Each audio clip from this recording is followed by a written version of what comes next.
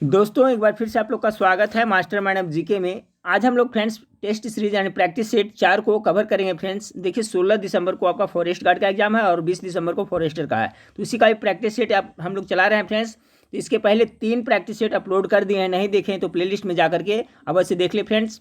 और फ्रेंड्स देखिए हूबहू इसी तरह से प्रश्न आपका पूछा जाएगा, 4 भाग में प्रश्न रहेगा फ्रेंड्स। जैसा कि सबको पता है कि एक प्रश्न में कितना है, जो 4 मार्क्स दिया जाएगा, ठीक है। तो इसके बारे में पहले मैं बता चुका हूँ फ्रेंड्स। तो चलिए वीडियो को शुरू करते हैं फ्रेंड्स। चैनल को अभी तक सब्सक्राइब नहीं किया फ्रेंड्स, तो चैनल को जरूर सब्सक्राइब कर लें और बेल आइकन दबाना बिल्कुल ना भूलें, ताकि महत्वपूर्ण वीडियो का नोटिफिकेशन आपको मिलता रहे। वीडियो अच्छा लगे तो लाइक कर दिया फ्रेंड्स। आज का पहला सवाल है कि वर्धमान महावीर ने परिनिवारण कहाँ प्राप्त किया। परिनिवारण मतलब होता है कि आप मृत्यु, ठीक है फ्रेंड्स। उनकी मृत्यु कहाँ हुई थी? पावापुरी में, यानी पावा। ऑप्शन नंबर ए इसका राइट आंसर होगा। सवाल नंबर 2 है फ्रेंड्स, उस चीनी यात्री का नाम क्या था जो हर्षवर्धन के दरबार में आया था? तो इसको हम लोग ट्रिक से याद रखते हैं फ्रेंड्स। ह से हर्षवर्धन और हर्ष हेनस्वांग। देखिए पहला अक्षर मिल रहा है फ्रेंड्स, इसका राइट आंसर हो जाएगा ऑप्शन नंबर ए। आज से याद रखिएगा फ्रेंड्स, कभी भी पूछे कि हेनस्वांग किसके दरबार में आया था तो हर्षवर्धन, ह से हेनस्वांग और हर्ष हर्षवर्धन। सवाल नंबर 3 को देखें फ्रेंड्स। सवाल नंबर 3 है कि ताजमहल किसके द्वारा बनवाया गया था? तो ताजमहल है जो आपको शाहजहां के द्वारा बनाया गया था फ्रेंड्स। वो अपनी पत्नी मुमताज़ की याद में ताजमहल का निर्माण आगरा में करवाया था शाहजहां ने।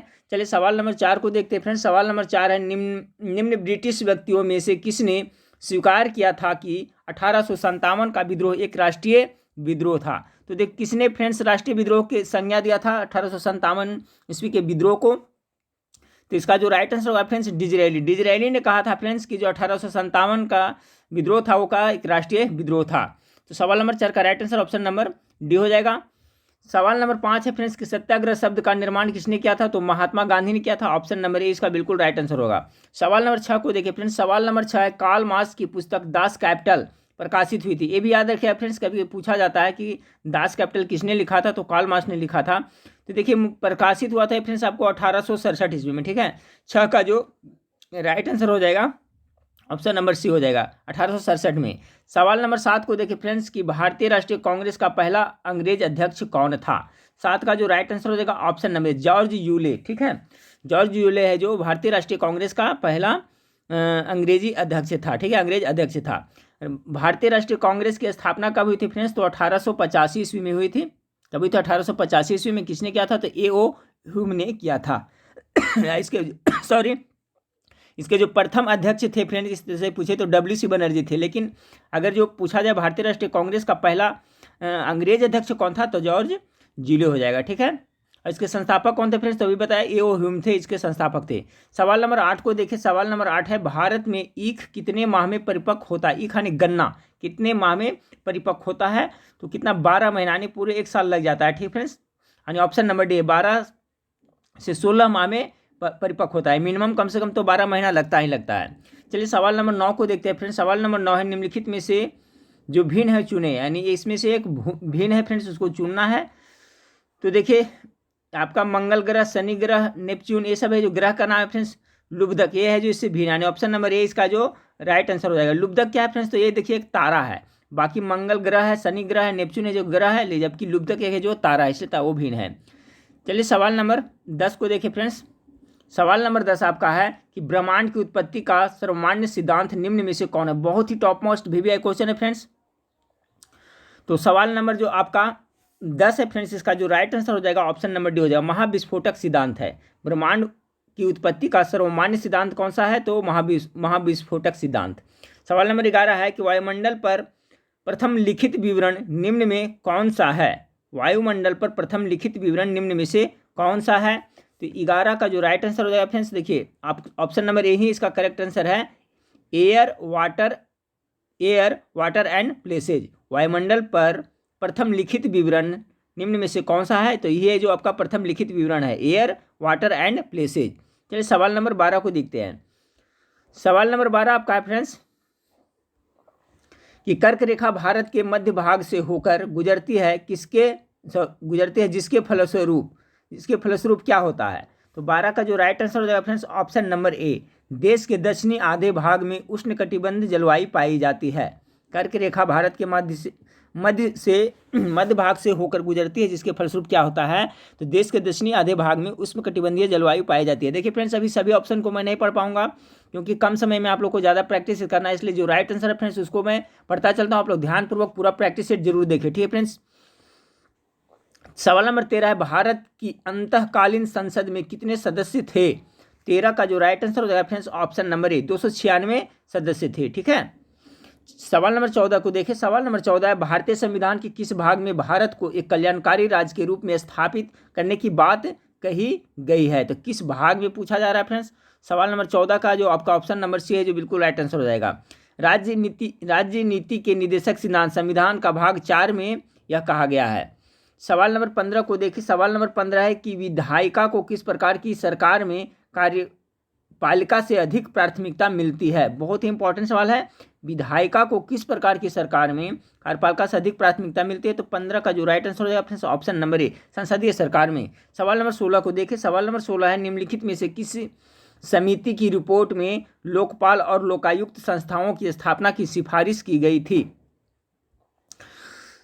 तो देखिए सवाल बहुत इंपॉर्टेंट है फ्रेंड्स, एक बार फिर से सुने कि निम्नलिखित में से किस समिति की रिपोर्ट में लोकपाल और लोकायुक्त संस्थाओं की स्थापना की सिफारिश की गई थी? तो 16 का जो राइट आंसर होगा फ्रेंड्स ऑप्शन नंबर ए हो जाएगा। प्रथम प्रशासनिक सुधार समिति में यह किया गया था, ठीक है फ्रेंड्स। चलिए सवाल नंबर 17 को देखिए। सवाल नंबर 17 आपका है फ्रेंड्स कि भारत में आधिकारिक लोकतंत्र निम्न में से कौन सुनिश्चित करता है? 17 का जो राइट आंसर हो जाएगा ऑप्शन नंबर ए, पंचायती राज। सवाल नंबर 18 को देखिए, मणिपुर की राजधानी कहाँ है? तो इम्फाल, ऑप्शन नंबर बी इसका करेक्ट आंसर है। सवाल नंबर 19 को देखिए, गुलाबी शहर किसे कहते हैं? मेरे ख्याल से इसका आंसर सबको पता होगा, फटाफट गेस करिए फ्रेंड्स। तो गुलाबी शहर किसको? जयपुर को कहा जाता है, ऑप्शन नंबर ए इसका करेक्ट आंसर है। चलिए सवाल नंबर 20 को देखते हैं। सवाल नंबर 20 आपका है फ्रेंड्स कि रेल के डिब्बे कहाँ बनाए जाते हैं? तो रेल के डिब्बे कहाँ बनाए जाते हैं? तो आपका जो कपूरथला है में और तथा पोरबंदर में बनाया जाता है, ठीक है फ्रेंड्स। ऑप्शन नंबर 20 का बिल्कुल राइट आंसर हो जाएगा। रेल के डिब्बे कपूरथला तथा पोरबंदर में बनाया जाता है। सवाल नंबर 21 को देखिए फ्रेंड्स। सवाल नंबर 21 है, टूर डे फ्रांस नामक लंबी दौड़ किस स्पोर्टिंग घटना से संबंधित है? टूर डे फ्रांस, तो इसका जो राइट आंसर हो जाएगा फ्रेंड्स 21 का ऑप्शन नंबर डी, साइकिलिंग से संबंधित है। याद रखिएगा फ्रेंड्स, टूर डे फ्रांस है जो साइकिलिंग से संबंधित है। बहुत इंपॉर्टेंट प्रश्न था फ्रेंड्स। 22 नंबर देखें, निम्नलिखित में से कौन सा पद सेलुलर फोन से संबंधित है? तो सेलुलर फोन से संबंधित पद को इसमें चुनना है फ्रेंड्स। ऑप्शन ए में FCI है, बी में है AMP, FI, सी में EMI, डी में GSM। तो इसका जो राइट आंसर हो जाएगा 22 का friends option number D, GSM है जो सेलुलर फोन से संबंधित है। सवाल नंबर 23 को देखें। सवाल नंबर 23 है, किस बैंक का नाम बदलकर एक्सिस बैंक कर दिया गया है? तो सवाल नंबर 23 का जो राइट आंसर होगा फ्रेंड्स आपका UTI बैंक को नाम बदलकर क्या कर दिया गया? एक्सिस बैंक कर दिया गया है। सवाल नंबर 24 को देखिए। सवाल नंबर 24 है, रोशनी योजना किन क्षेत्रों में चलाई जा रही है? बहुत ही इंपॉर्टेंट सवाल है फ्रेंड्स। रोशनी योजना कौन क्षेत्र में चलाया जा रहा है? तो सवाल नंबर जो आपका 24 है, इसका राइट आंसर क्या होगा? तो 24 का जो राइट आंसर हो जाएगा फ्रेंड्स आपका ऑप्शन नंबर सी हो जाएगा। नक्सल प्रभावित क्षेत्र में आपको रोशनी योजना चलाई जा रही है। चलिए सवाल नंबर 25 को देखिए। कृषिगत उत्पादों से संबंधित देश का पहला कमोडिटी सूचकांक कब जारी किया गया? 25 का जो राइट आंसर हो जाएगा फ्रेंड्स ऑप्शन नंबर बी, 2005 में जारी किया गया था। सवाल नंबर 26 को देखें कि भारत तथा विश्व का सबसे बड़ा पाइराइट उत्पादक राज्य है। तो उत्पादक राज्य पाइराइट का सबसे बड़ा कौन है फ्रेंड्स? तो 26 का जो राइट आंसर हो जाएगा आपका ऑप्शन नंबर सी, बिहार में सबसे ज़्यादा पाइराइट पाया जाता है। चलिए सवाल नंबर 27 को देखते हैं। सवाल नंबर 27 है फ्रेंड्स कि बिहार का नाम बिहार कब पड़ा? बहुत ही इंपॉर्टेंट सवाल है फ्रेंड्स। तो 27 का जो राइट आंसर होगा फ्रेंड्स ऑप्शन नंबर आपका सवाल नंबर 27 का जो राइट आंसर हो जाएगा फ्रेंड्स ऑप्शन नंबर डी, मुस्लिम काल में पड़ा था, ठीक है। बिहार नाम बिहार कब पड़ा? तो कब पड़ा था? तो मुस्लिम काल में पड़ा था। 27 का right answer option number D हो जाएगा। सवाल नंबर 28 को देखिए फ्रेंड्स। सवाल नंबर 28 आपका है कि बिहार को कितने कृषि प्रदेशों में बांटा गया है? तो सवाल नंबर जो 28 है फ्रेंड्स, सवाल नंबर 28 का जो राइट आंसर हो जाएगा फ्रेंड्स ऑप्शन नंबर बी, आपको टोटल 3 कृषि प्रदेशों में बांटा गया। बिहार को कितने कृषि प्रदेशों में बांटा गया है? तो ऑप्शन नंबर 20 का राइट आंसर होगा 3 प्रदेशों में। सवाल नंबर 29 को देखिए। निम्नलिखित घटनाओं को कालानुक्रम में व्यवस्थित करें और सही विकल्प का चयन कुट की सहायता से करें। ठीक है फ्रेंड्स, तो इसका देखिए आपको करना है, पटना उच्च न्यायालय की स्थापना कब हुई थी। आप लोग देखिए फ्रेंड्स, इसका अथी करते चलिएगा, नोट करते चलिएगा, ये भी याद रहे। तो पटना उच्च न्यायालय की स्थापना मैं बताता हूँ फ्रेंड्स कब हुआ था, तो 1916 ईस्वी में हुआ था। ठीक है, अब देखिए उसके बाद में आपको कह रहा है फ्रेंड्स पटना विश्वविद्यालय की स्थापना। तो पटना विश्वविद्यालय की स्थापना हुआ था आपका 1917 ईस्वी में। ठीक है, कब, 1917 ईस्वी में। उसके बाद में सदाकत आश्रम की स्थापना कब हुई थी, तो आपका सदाकत आश्रम की स्थापना हुआ था 1920 ईस्वी में। ठीक है, कब हुआ था, 1920 ईस्वी में। उसके बाद आपको बच गया फ्रेंड्स किसान सभा का गठन। तो किसान सभा का गठन कब हुआ था, तो 1929 में हुआ था। कब हुआ था, 1929 में। अब देखिए फ्रेंड्स, सभी को डेट को याद रखिएगा फ्रेंड्स। पटना उच्च न्यायालय की स्थापना कब है, 1916 ईस्वी में। याद रखें, पटना विश्वविद्यालय की स्थापना कब, 1917 ईस्वी में। सदाकत आश्रम की स्थापना कब हुआ था, तो 1920 ईस्वी में। और आपका किसान सभा का गठन कब हुआ था, तो 1929 ईस्वी में। तो सवाल नंबर जो आपका 29 है, इसका राइट आंसर हो जाएगा फ्रेंड्स ऑप्शन नंबर ए हो जाएगा। ठीक है, यानी कि पहला, दूसरा, तीसरा, चौथा जो सभी है जो एक सीरियल ढंग से सुमेलित किया हुआ है। ठीक है, पहले आपको सही है पटना उच्च न्यायालय की स्थापना, पटना विश्वविद्यालय की स्थापना दूसरा नंबर पर 1917 में भी सही है, सदाकत आश्रम 1920 सही है, और आपका किसान सभा 1929 में। ठीक है फ्रेंड्स, तो सब ये सब डेट इंपॉर्टेंट है फ्रेंड्स, सबको जरूर याद रखिएगा। चलिए, ये हो गया फ्रेंड्स आपका 29 नंबर सवाल हो गया। अब हम 30 नंबर सवाल देखते हैं फ्रेंड्स। इस सवाल नंबर 30 देखिएगा, बिहार में कौन सी कल्याणकारी योजनाएं चलाई जा रही है। 30 का जो राइट आंसर हो जाएगा friends option number A, Bihar राज्य निःशक्तता सामाजिक सुरक्षा पेंशन योजना है जो कल्याणकारी योजना चलाई जा रही है। कौन सा, बिहार राज्य निःशक्तता सामाजिक सुरक्षा पेंशन योजना। अब देखिए फ्रेंड्स, भाग 2 में आपको फॉरेस्ट गार्ड और फॉरेस्टर में आपको मैथ से प्रश्न और रीजनिंग से प्रश्न रहेगा। ठीक है फ्रेंड्स, तो देखिए इस टाइप का प्रश्न रहेगा, तो इसका हम लोग सॉल्यूशन नहीं देखेंगे फ्रेंड्स। ठीक है, इसमें आपको सिंपल ही प्रश्न आपको पूछा जाएगा फ्रेंड्स। तो इस टाइप का प्रश्न आप वहाँ पर आराम से हल कर सकते हैं। देखिए, एक सभी से मिक्स करके रहेगा, एक काम को 20 दिन में करता है, बी उसी काम को 30 दिन में कर सकता है, दोनों उस कार्य को कितने दिन में करेगा। तो सिंपल सा प्रश्न रहेगा फ्रेंड्स, जो जनरल मैथ हम लोग बनाते हैं एसएससी और ग्रुप डी रेलवे में, उसी टाइप का रहेगा। तो ये सब आप आराम से सोल्व कर लीजिएगा। ठीक है, मैथ का प्रैक्टिस कर लीजिएगा। अब चलिए देखते हैं फ्रेंड्स, भाग 3 को देखते हैं। भाग 2 में आपका मैथ था फ्रेंड्स। भाग 3 में देखिए आपका है जो वन जीवन अभयारण्य हो गया, फिर पारिस्थितिकी हो गया, पर्यावरण से प्रश्न रहेगा फ्रेंड्स। काफ़ी इंपॉर्टेंट पार्ट है, क्योंकि आपका फॉरेस्ट गार्ड का एग्जाम है फ्रेंड्स, तो इससे प्रश्न आपको 100% पूछा जाएगा। तो ये सब प्रश्न आप विशेष ध्यान दीजिएगा फ्रेंड्स, क्योंकि जीके जीएस पर तो सभी ज़्यादा ध्यान देते हैं फ्रेंड्स, जनरल इतिहास, भूगोल, इस सब पे।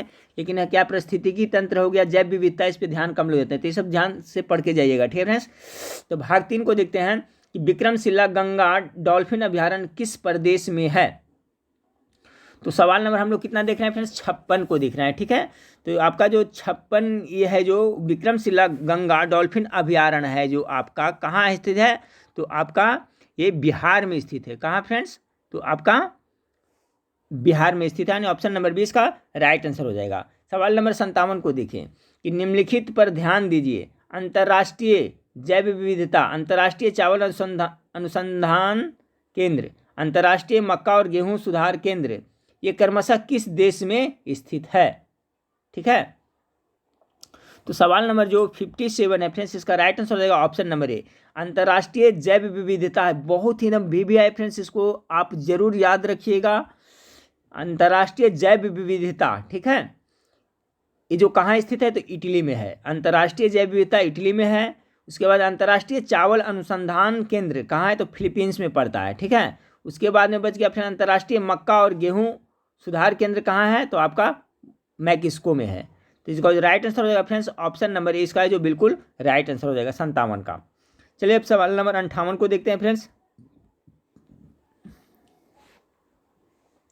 जैव विविधता का अंतर्राष्ट्रीय कार्यकाल कहाँ है, तो जो जैव विविधता है उसका अंतर्राष्ट्रीय जैव विविधता का अंतर्राष्ट्रीय कार्यालय कहाँ है। तो सवाल नंबर जो 58 है फ्रेंड्स, इसका जो राइट आंसर हो जाएगा ऑप्शन नंबर बी, रोम। क्योंकि फ्रेंड्स आपका जो रोम कहाँ पड़ता है, तो इटली में पड़ता है। ठीक है, तो अभी हम लोग ने देखा था फ्रेंड्स, ये भी इंपॉर्टेंट प्रश्न है, इसलिए एक बार फिर से देख लें कि लिखा हुआ था आपका कि अंतर्राष्ट्रीय जैव विविधता किस देश में स्थित है, तो आपको इटली में स्थित है। ठीक फ्रेंड्स, और इसका जो कार्यालय है जो कहाँ स्थित है, जो अंतर्राष्ट्रीय आपका जैव विविधता है, इसका कार्यालय कहाँ स्थित है? तो इटली के कहाँ? रोम में स्थित है। तो बहुत ही इंपॉर्टेंट है फ्रेंड्स, याद रखिएगा एग्जाम की दृष्टिकोण से।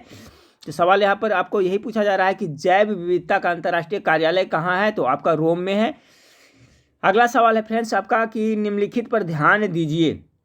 शाले गैस, कोयला तथा मीथेन, सख्त बलुआ पत्थर, मीथेन हाइड्रेट्स, इनमें से प्राकृतिक गैस के अपरंपरागत स्रोत कौन से है? ठीक है, अपरंपरागत पूछा जा रहा है। ठीक फ्रेंड्स, परंपरागत नहीं, अपरंपरागत। तो सवाल नंबर जो आपका 59 है फ्रेंड्स, इसका जो राइट आंसर हो जाएगा ऑप्शन नंबर डी। ये सभी है जो फ्रेंड्स क्या है, इनमें से प्राकृतिक गैस के अपरंपरागत स्रोत कौन सा है? सभी है जो क्या है, अपरंपरागत स्रोत है। जैसे शाले गैस, कोयला, तल मीथेन, सख्त बलुआ पत्थर, मीथेन हाइड्रेट्स, ये सभी है जो आपको अपरंपरागत स्रोत में ही आते हैं। तो सवाल नंबर जो 59 है, इसका राइट आंसर हो जाएगा फ्रेंड्स आपका ऑप्शन नंबर डी। सवाल नंबर 60 को देखें। SITES, ठीक है फ्रेंड्स, सीट्स किस वैश्विक मुद्दे से संबंधित है? SITES किस मुद्दे से संबंधित है? बहुत ही इंपॉर्टेंस वाले फ्रेंड्स, याद रखिएगा। तो आपका जो सवाल नंबर 60 है फ्रेंड्स, ये है जो पर्यावरण संरक्षण से है। क्या है, किससे संबंधित है? तो पर्यावरण संरक्षण से संबंधित है। और देखिए फ्रेंड्स, जो SITES है जो क्या है, तो ये पर्यावरण संरक्षण से संबंधित ये क्या है, वैश्विक एक समझौता है। ठीक है, क्या है, एक वैश्विक समझौता है। तो याद रखिएगा SITES है जो पर्यावरण संरक्षण से संबंधित एक समझौता है। चलिए सवाल नंबर 61 को देखें कि क्लार्क बी बेविन पुरस्कार किससे संबंधित है? देखिए बहुत ही इंपॉर्टेंट सवाल है फ्रेंड्स, इस टाइप का प्रश्न जरूर याद करके जाइएगा। तो सवाल नंबर जो 61 है, इसका जो राइट आंसर है फ्रेंड्स वन्य जीव सुरक्षा से है। देखिए क्लार्क बी बेविन पुरस्कार, हो सके फ्रेंड्स तो आप लोग नोट्स बुक पर ये सब प्रश्न को नोट कर ले फ्रेंड्स। इसका PDF चाहिए फ्रेंड्स तो आप लोग हमें कॉमेंट करके बताइएगा। तो क्लार्क बी बेविन पुरस्कार किससे संबंधित है? तो वन्य जीव सुरक्षा से संबंधित है। अगला प्रश्न को देखते हैं फ्रेंड्स। अगला प्रश्न 62 नंबर सवाल आपका है कि GRIHA मानक किससे संबंधित है? तो 62 नंबर सवाल का जो राइट आंसर हो जाएगा फ्रेंड्स आपका ऑप्शन नंबर बी, पर्यावरण मानक से संबंधित है। ठीक है, GRIHA मानक किससे संबंधित है? तो पर्यावरण मानक से संबंधित है। अगला सवाल है 63 नंबर सवाल कि राष्ट्रीय वन्यजीव बोर्ड का चेयरमैन है। तो जो राष्ट्रीय वन्यजीव है फ्रेंड्स, इसका जो चेयरमैन कौन होता है? तो 63 का जो राइट आंसर हो जाएगा फ्रेंड्स प्रधानमंत्री है जो राष्ट्रीय वन्यजीव बोर्ड का चेयरमैन होता है, याद रखिएगा। अगला सवाल है 64 नंबर सवाल कि इनमें से कौन सी संधि या प्रोटोकॉल अंटार्कटिका में खनन पर रोक लगाता है? तो अंटार्कटिका में खनन पर रोक लगाने वाला प्रोटोकॉल कौन सा या संधि कौन सा है फ्रेंड्स? तो 64 का जो राइट आंसर हो जाएगा option number A, Antarctica environment protocol है जो खनन पर रोक लगाता है। कौन सा? तो अंटार्कटिका इन्वायरमेंट प्रोटोकॉल। सवाल नंबर 65 को देखिए फ्रेंड्स। सवाल नंबर 65 है कि भारत का पहला समुद्री राष्ट्रीय उद्यान कौन सा है? 65 का जो राइट आंसर होगा ऑप्शन नंबर बी, समुद्री राष्ट्रीय उद्यान कच्छ की खाड़ी। चलिए सवाल नंबर 66 को देखिए फ्रेंड्स कि अपेक्षिक आर्द्रता को किस रूप में व्यक्त किया जाता है? 66 का जो राइट आंसर होगा फ्रेंड्स आपको प्रतिशत में व्यक्त किया जाता है। ठीक है, अपेक्षिक आर्द्रता को किस रूप में व्यक्त किया जाता है? तो प्रतिशत के में व्यक्त किया जाता है। और जो अपेक्षिक आर्द्रता हो तो उसको हाइग्रोमीटर के द्वारा मापा जाता है फ्रेंड्स, ये भी आप याद रखिएगा। चलिए सवाल नंबर 67 को देखें। निम्नलिखित में से किस विकिरण में सबसे कम तरंग दैर्घ्य होता है? तो सबसे कम तरंग दैर्घ्य कौन सा विकिरण में होता है? 67 का राइट आंसर होगा ऑप्शन नंबर सी, आपका गामा किरण में जो सबसे कम विकिरण होता है। चलिए सवाल नंबर 68 को देखते हैं फ्रेंड्स। सवाल नंबर 68 आपका है कि दूध को मथने पर क्रीम अलग हो जाती है, इसका कारण क्या है? तो दूध को मथने से क्रीम अलग हो जाता है तो इसमें कौन सा बल कार्य करता है? बहुत ही इंपॉर्टेंस वाला है फ्रेंड्स। 68 का हो जाएगा आपका right answer option number C. ठीक है, ऑप्शन नंबर सी इसका राइट आंसर हो जाएगा अप केंद्रीय बल। कपड़ा धोने का मशीन है जो फ्रेंड्स इसी पे काम करता है। इससे संबंधित ये भी प्रश्न पूछा जाता है फ्रेंड्स कि मौत कुआं में जो मोटरसाइकिल चलाता है तो उसमें अभिकेंद्रीय बल काम करता है, याद रखिएगा फ्रेंड्स, उसमें अभिकेंद्रीय बल काम करेगा। लेकिन दूध से मथने पर क्रीम अलग होता है तो इसमें अपकेंद्रीय बल काम करता है। सवाल नंबर 69 को देखिए फ्रेंड्स।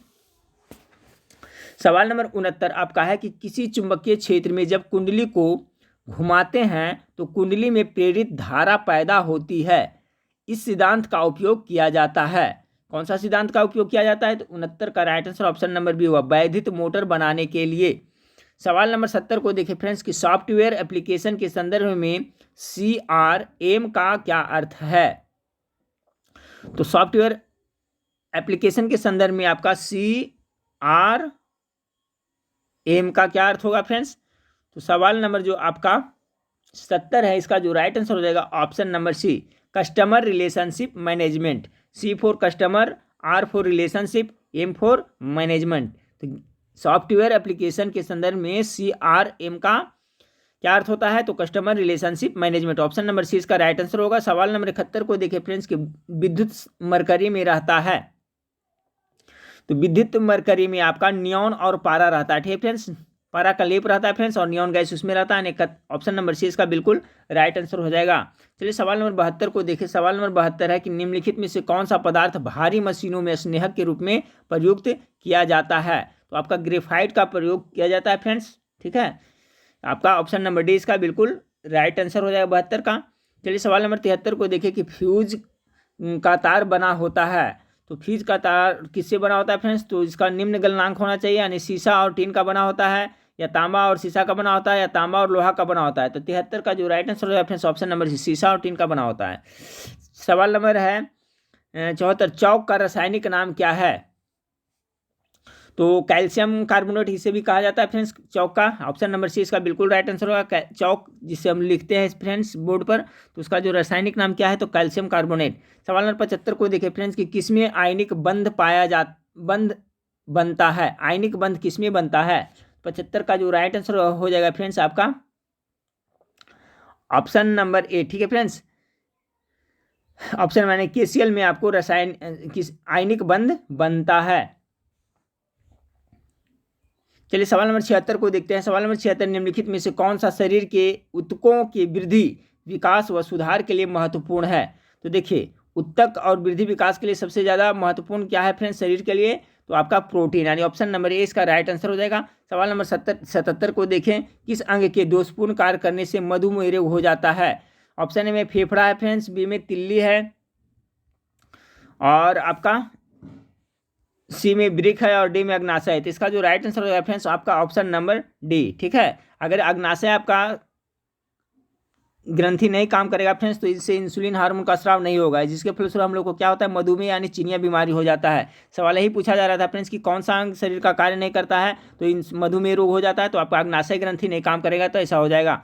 सवाल नंबर 78 को देखें फ्रेंड्स कि इंसुलिन निम्नलिखित में से मनुष्य के किस अंग से निकलता है? तो अभी हमने देखे फ्रेंड्स इंसुलिन निम्नलिखित में से मनुष्य के किस अंग से निकलता है? तो अग्नाशय ग्रंथि से निकलता है। ठीक फ्रेंड्स, अग्नाशय ग्रंथि को अंग्रेजी में क्या करते हैं? पैंक्रियाज ग्रंथि कहते हैं, यानी ऑप्शन नंबर ए इसका बिल्कुल राइट आंसर हो जाएगा। देखिए पैंक्रियाज ग्रंथि एक ऐसा ग्रंथि है फ्रेंड्स, वो अंतःस्रावी और बाह्यस्रावी ग्रंथि दोनों है, ये भी पूछा जाता है, इसलिए याद रखिएगा अग्नाशय या पैंक्रियाज ग्रंथि है जो अंतःस्रावी और बाह्यस्रावी दोनों है। चलिए सवाल नंबर 79 को देखिए फ्रेंड्स कि रक्त को जमाने में कौन सा प्रोटीन उपयोग में आता है? तो इसका जो राइट आंसर हो जाएगा फ्रेंड्स आपका फाइब्रिनोजोन हो जाएगा। ठीक है, 79 का जो राइट आंसर हो जाएगा ऑप्शन नंबर ए, ये रक्त के जमाने में क्या करता है? मदद करता है। चलिए सवाल नंबर 80 को देखते हैं फ्रेंड्स कि ग्रीन हाउस प्रभाव के कारण क्या हो रहा है?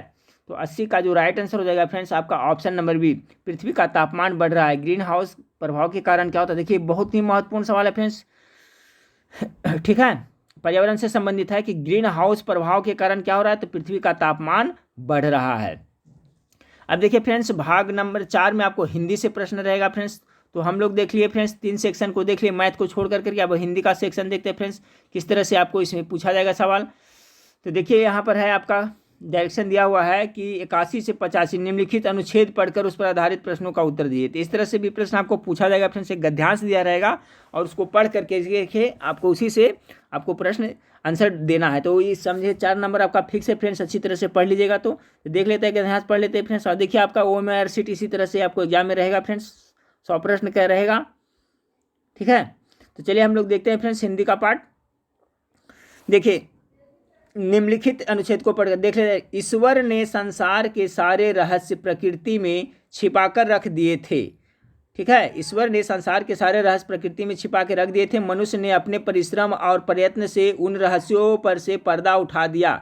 यह कहना गलत है कि मनुष्य संसार में आते समय अपना भाग्य लेकर आता है। वास्तव में वह अपने भाग्य का स्वयं निर्माता है, जिसे वह अपनी मेहनत से बनाता है। प्रकृति मनुष्य के भाग्य से डरकर नहीं बल्कि उसके परिश्रम से हार मानती है। जो लोग भाग्य पर विश्वास करते हैं वे आलसी हैं। वास्तव में वीर और परिश्रमी व्यक्ति अपना भाग्य स्वयं बनाता है।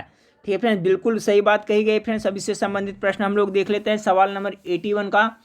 तो 81 में क्या है प्रश्न है फ्रेंड्स कि वास्तव में खाली स्थान वह अपने भाग्य का स्वयं निर्माता है। तो यहाँ पर क्या होगा फ्रेंड्स, सवाल नंबर 81 का जो राइट आंसर हो जाएगा फ्रेंड्स ऑप्शन नंबर सी, वास्तव में। ठीक है, वास्तव में वह अपने भाग्य का स्वयं निर्माता है। चलिए अगला है फ्रेंड्स कि प्रकृति किससे हार मानती है। तो प्रकृति किससे हार मानती है, तभी हम लोग ने देखे थे फ्रेंड्स। प्रकृति है जो किससे हार मानती है, परिश्रम से हार मानती है, यानी ऑप्शन नंबर ए इसका सही आंसर होगा। 83 नंबर, ईश्वर ने संसार के सारे रहस्य किसमें छिपाकर रखा है। तो किसमें छिपा कर रखा है फ्रेंड्स, तो ये आपका प्रकृति में ही छुपा के रखा। ऑप्शन नंबर ए इसका राइट आंसर होगा। सवाल नंबर 84 को देखें कि अपने भाग्य का निर्माता कौन है। तो मनुष्य है जो क्या है फ्रेंड्स, अपने भाग्य का निर्माता स्वयं है। 84 का जो राइट आंसर हो जाएगा ऑप्शन नंबर बी। 85 नंबर है फ्रेंड्स, जो लोग खाली स्थान पर विश्वास करते हुए आलसी होते हैं। यहाँ पर क्या होगा फ्रेंड्स, भाग्य पर विश्वास करते हैं। ठीक है ना, यहाँ पर आपका भाग्य भरा जाए। जो लोग भाग्य पर विश्वास करते हुए आलसी होते हैं। ठीक है, तो यहाँ पर क्या भराना चाहिए, भाग्य। देखिए ऑप्शन में दिया हुआ है आपका सी, यानी करेक्ट आंसर सी हो जाएगा। चलिए फ्रेंड्स आप आगे देखते हैं। जो कम व्यय करता है उसे कहते हैं। ठीक है फ्रेंड्स, अनेक शब्दों का एक शब्द है, तो मित व्ययी होता है। ठीक है फ्रेंड्स, सवाल नंबर 86 का right answer option number C होगा। ध्यान से देखिएगा, जो कम खर्चीला होता है फ्रेंड्स, जो फिजूल खर्च कम करता है उसको क्या कहा जाता है, मित व्ययी। यानी जो कम व्यय करता है, खर्च करता है, उसे क्या कहता है, तो मित व्ययी कहते हैं। सवाल नंबर 87 को देखिए फ्रेंड्स कि सरल शब्द का विलोम शब्द क्या होगा, यानी उल्टा शब्द क्या होगा। तो सरल में आसान होता है फ्रेंड्स, इसका क्या हो जाएगा, कठिन हो जाएगा। 87 का ए हो जाएगा। रजनी शब्द का समानार्थक शब्द क्या होगा। तो रजनी का समान अर्थ वाला शब्द, तो रजनी मने क्या होता है फ्रेंड्स, तो रजनी मने रात होता है। ठीक है, याद रखिएगा। तो जैसे रजनी हो गया, निशा हो गया, ठीक है, तमी हो गया, ये सब ये जो आपका रात का पर्याय समानार्थी शब्द है। तो इसका right answer option number D हो जाएगा, रजनी का रात। सवाल नंबर 89 को देखें कि बहन शब्द का बहुवचन रूप क्या हो गया। तो 89 का क्या होगा फ्रेंड्स, सिंपल सा प्रश्न है कि इसके लिए बहन का क्या होता है, बहने होता है। ऑप्शन नंबर 20 का हो जाएगा।